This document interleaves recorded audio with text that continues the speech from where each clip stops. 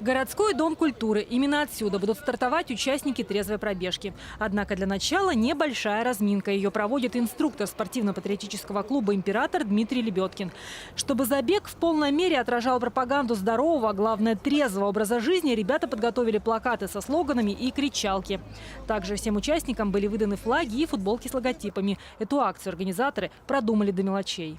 Горно-Алтайской епархией, Центром общественного здоровья и медицинской профилактики с детьми с вечерней школы и школы-интернат проводим трезвую пробежку.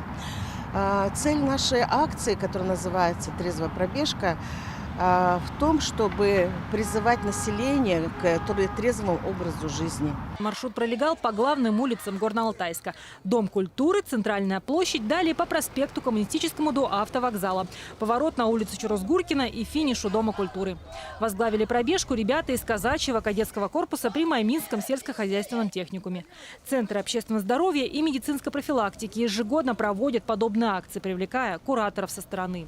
Мы очень рады видеть, что у нас есть такая трезвая молодежь, которая держится трезвых позиций сознательно. Мы хотели бы их в этом стремлении поддержать, оказать им содействие. И надеемся, что такие пробежки станут традиционными и для нашего нового поколения, для наших юных жителей Горно-Алтайска и всей республики будет альтернативный сценарий для встречи праздника. Всероссийский день трезвости отмечается ежегодно 11 сентября. И по традиции Центром общественного здоровья и медицинской профилактики было организовано полезное для здоровья спортивное мероприятие.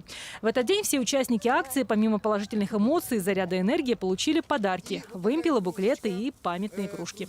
Ольга Кучукова, Канат Бурмалов, Вести, Алтай.